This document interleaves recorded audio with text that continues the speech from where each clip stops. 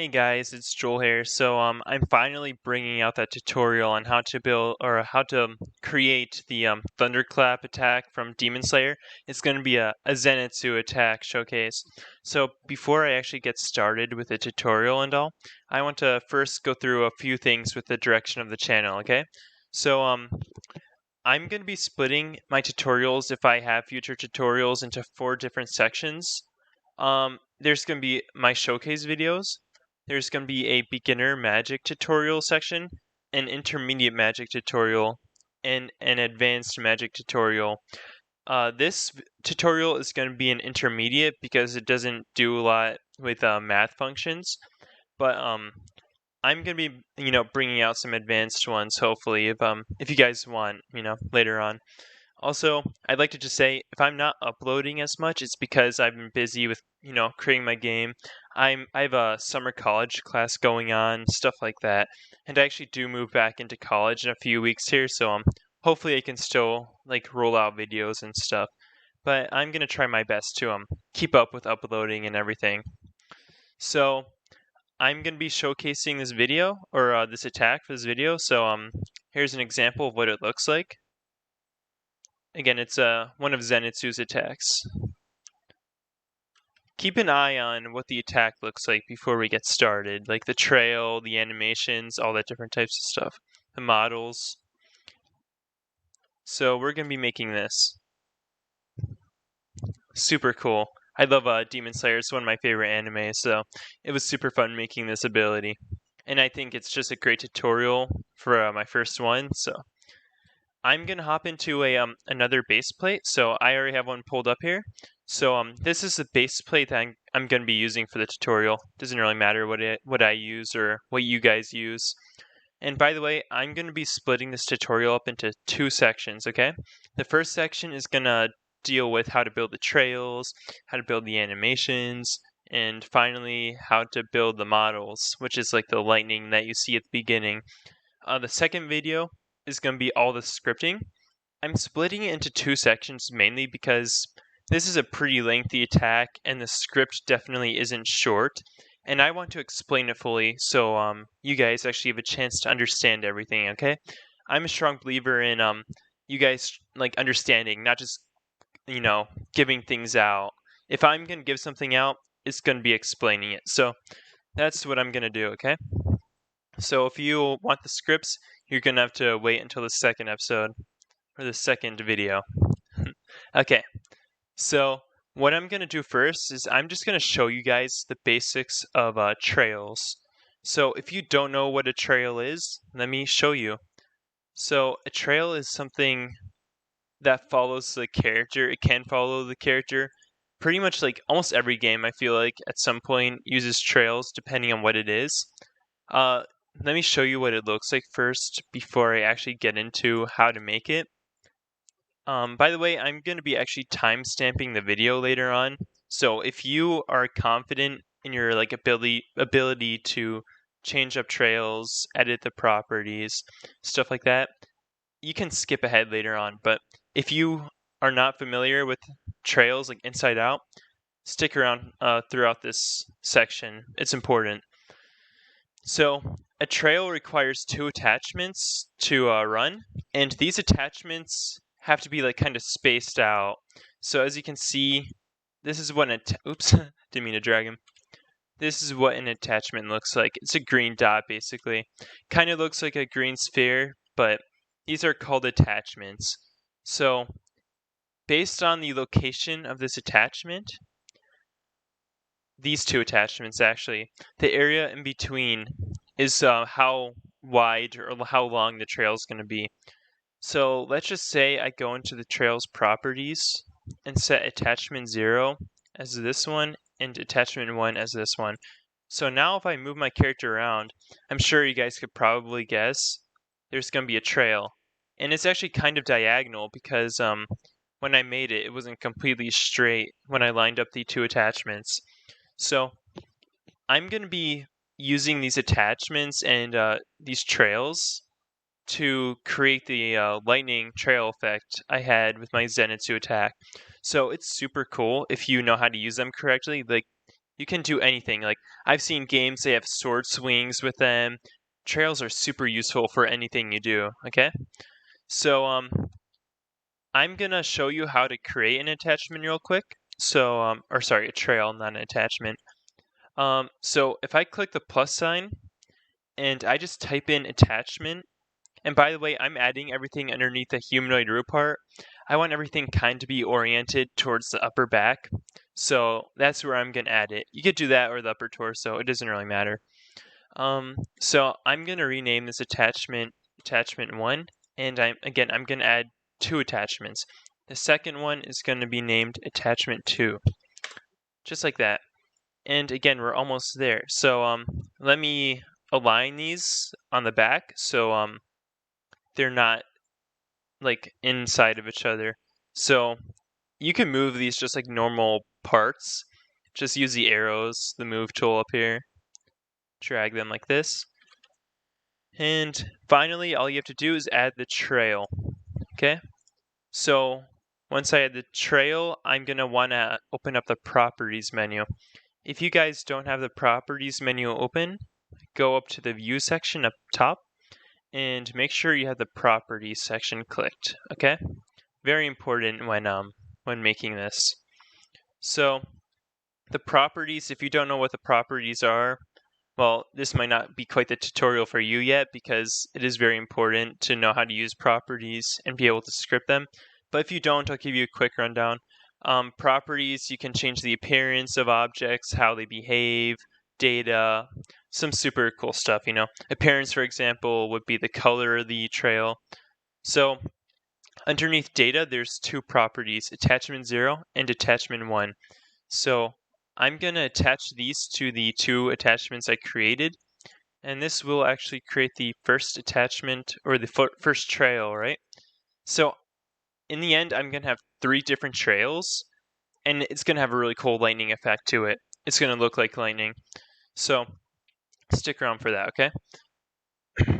So what I'm going to do next is I'm going to actually edit some more of the properties. So make sure you have the trail selected.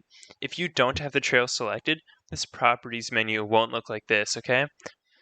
So what I'm going to do is I'm going to change the color of this, okay?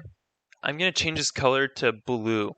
Just a lightish blue, you know. My favorite color is blue, so why not? And I'm going to make it so we'll change the transparency. Again, transparency is how see-through an object is. I'll make it 0.2. So if I were to have it 0, it wouldn't be see-through. If I had it at 1, it would be completely see-through. So it's almost like it's not even there, which is pretty pointless. And I'll change the light emission. Let's see what 1 looks like, okay? So I just changed the color of the trail, the light emission, which is just how bright it is, the and the transparency. So let's see what it looks like now. As you can see, it kind of has a glow towards the end of it, or sorry, the beginning of it. So let me show you again. There's just a little bit of glow. It's kind of hard to see since it's not fully transparent. Actually, sorry, it's not 0 transparency. But yeah, this is what it looks like so far. I'm sure you guys notice a few things that I don't want. For example, look how long the trail sticks around. It will stay around for a solid 2 seconds after I move the character. I don't want that. So I'm going to change the lifetime of the trail. This is extremely useful, okay? Watch this, right? So under the properties of the trail again, I'm going to scroll down and there's this lifetime setting. I'm going to make that 0.2. So now when I lower the lifetime, it only sticks around for 0.2 of a second.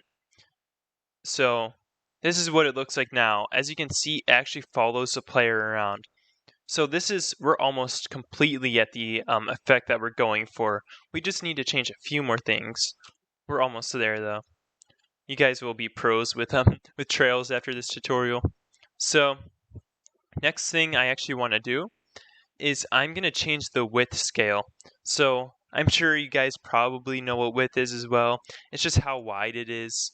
So let's just say I set the width scale to like 0.1 or something. Look what it looks like. Very, very thin trail. It's not what it looked like before. So what I'm going to do is I actually can make a custom width scale. So, for example, I can make it so it starts off large and ends very small. So to do that, all I have to do is go over to my width scale and click on it, and there are these little 3 dots. So this will bring up a chart, okay? So this chart, I can make it so it starts off at the full height. So I'm going to drag this one all the way up, and it will end off at a 0 width. So that means it kind of gets smaller until it's not there anymore. And just for a better effect, I'm going to have it so it doesn't go right to 0. It's going to stick around and then it's going to go down. So let's see what this looks like. Look at that. That actually looks really good so far. I think we're about done with the first trail. We have 2 more to make, but these 2 are going to be very easy. We could just copy and paste basically. So I'm going to close this out, and I'm going to go down to my humanoid root part. So creating the next 2 trails are going to be, it's just going to be extremely easy. All I have to do is duplicate. So what I'm going to do is I'm going to select these 2 attachments right here, and I'm going to click Control D on my keyboard, okay? Control D is duplicate, and I'm going to duplicate it, and I'm going to drag them over. So these created 2 new attachments, and I'm going to rename these attachments Attachment 3 and Attachment 4. This is again going to be the width of our new trail. So now all I have to do is duplicate this trail. Once again, press Control D on your keyboard and set Attachment 1 as Attachment 3 and Attachment 0 as Attachment 3 and Attachment 1 as Attachment 4. It's kind of confusing because we renamed them, but it's good to stay organized. So now we have 2 trails. So let's see what it looks like right now. Boom. Now we have 2 trails, and it actually follows the character really nice. We almost have the complete effect that we want. So there we go. We got the trails so far. We need 1 more. But before we do that, let's make it so the outside trail is like a yellowish color. Okay? So I'm going to select the outside trail, and let's just make this a bright yellow. Okay, there we go. So now there's a yellow trail and a blue trail. And again, we want 3 trails, just, so it looks like the blue one is kind of sandwiched. It looks more like a lightning bolt, or, if you ever seen the Zenitsu lightning clap video, there's like blue and yellow bolts. It's super cool.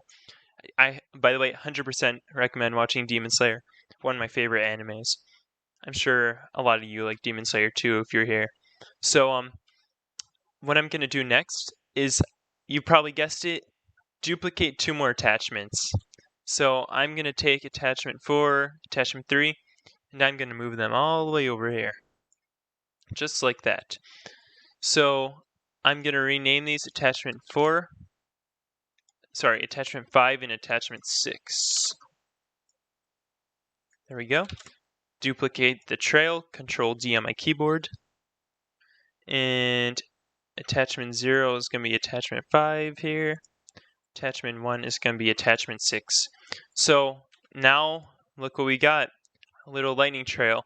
And the cool thing about trails is that we could just change the position of the player, and the trail will be there no matter what, even if we're changing the position.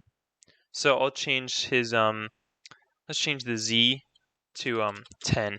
Watch what happens. It actually follows him for a little bit, depending on So you could totally just change a position value, and the trail will follow him no matter what.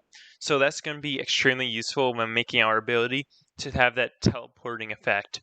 So that's great. You guys stuck through the trails portion.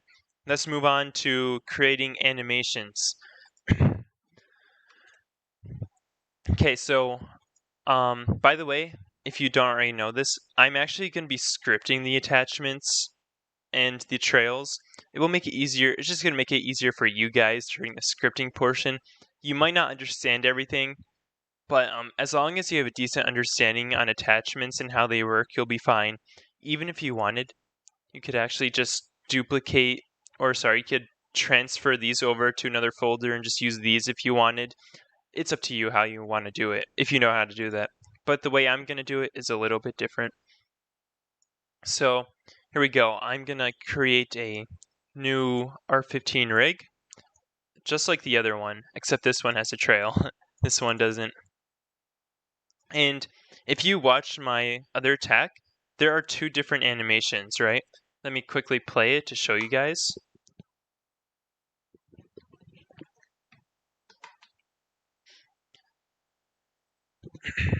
So there's two animations. The first animation is the sword hold position, just like this.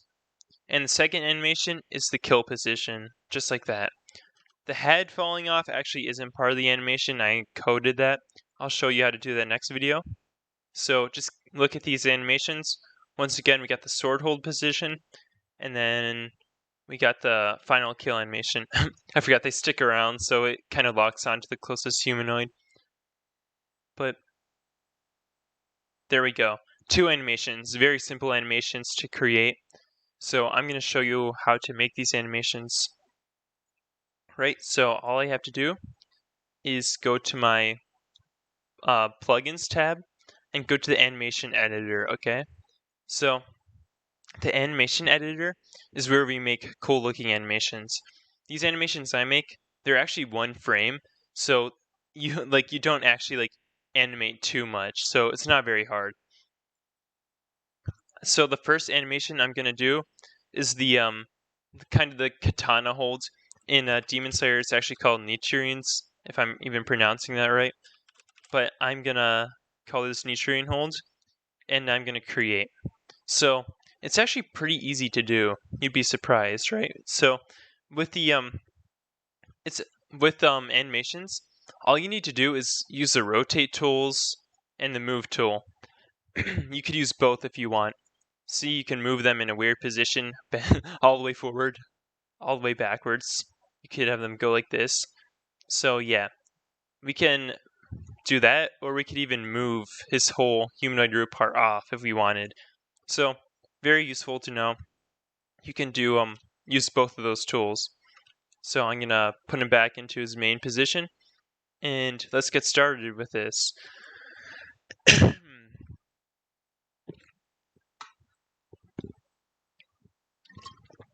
Sorry about that, dry throat. Okay, so first thing I'm gonna do is I'm gonna make it look like he's in a sword holding position. So I'm gonna actually move his leg up, and actually what I'll do is click this plus sign if you next to the dummy, and then click add all. This will prevent it from if your character is walking around for some reason with the animation, it will prevent all of his limbs from flopping around. So it's not completely necessary, especially if you're going to be anchoring the humanoid root part. But for now, we'll just do it. It's good practice.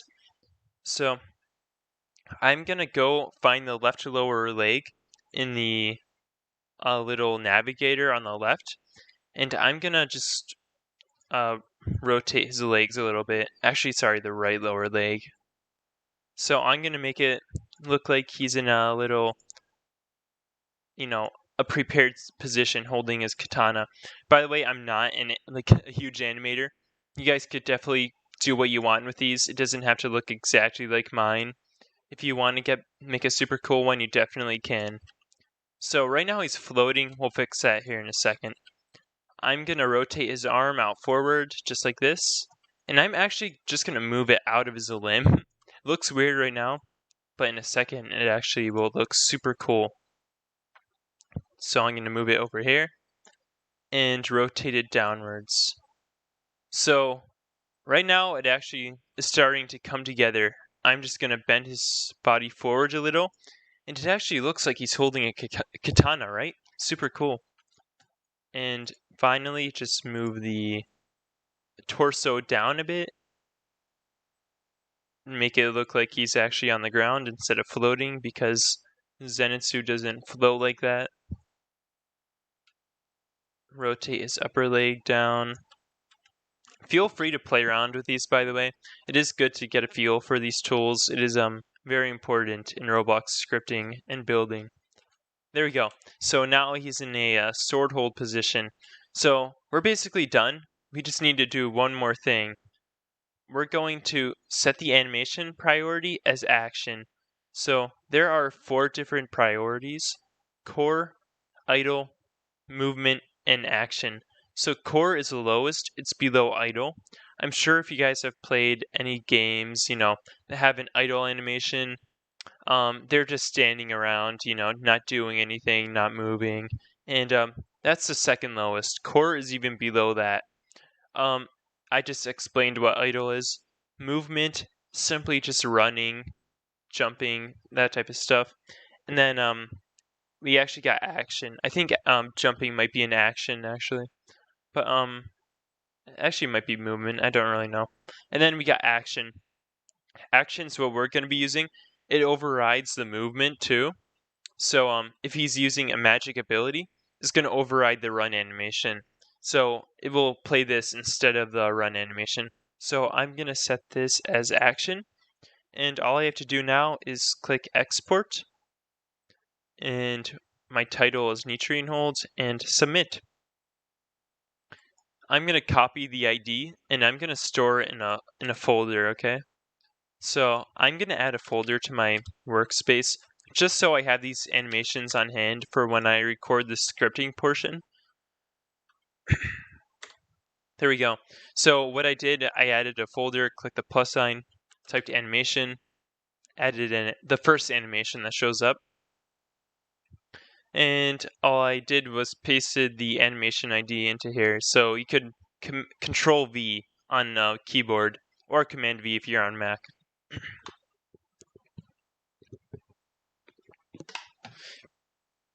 Okay, so there's one more animation we want to create before we're done.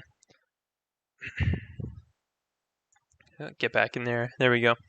This animation we're going to be creating. So we're going to click these 3 dots, create new. This animation is going to be named stun, because if you noticed when I kind of thrusted through the enemy, he went into like a stun position. This one's even easier to make than the Nitrian hold.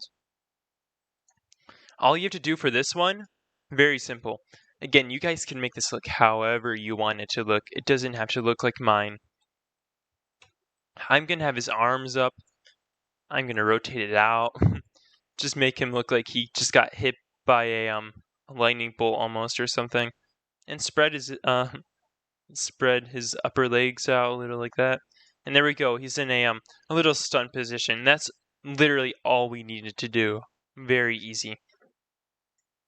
And again, you could click this plus sign if you want and click add all. Just do that maybe. And then 3 dots, export. It's named stun for me. Click submit. Click these little 2 page icons. Copy the ID. And I'm going to create a new animation and paste it in here. I'm going to rename these stun, and this one is Nitrian hold. Okay guys, we're almost through the video. We're 66% of the way there. We have one more thing to do. So in the video, if you watch it again, check out the beginning. There's a bunch of lightning bolts flashing. We're actually going to be creating a model for those. I'll show you how to do that. So let's look at that.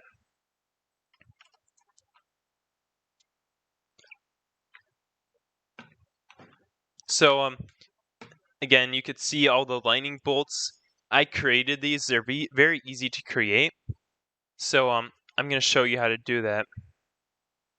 Okay, so I'm going to go back to my other base plate real quick and let's get to creating it.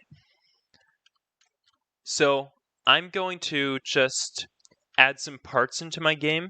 So I can add parts simply by going up top, clicking this little part button, or you could do whatever. You can make the lightning look however you want it to look like. And I'm just going to rescale it. Make it look like a lightning bolt, What do you guys imagine a lightning bolt to look like? This is what my lightning's gonna look like.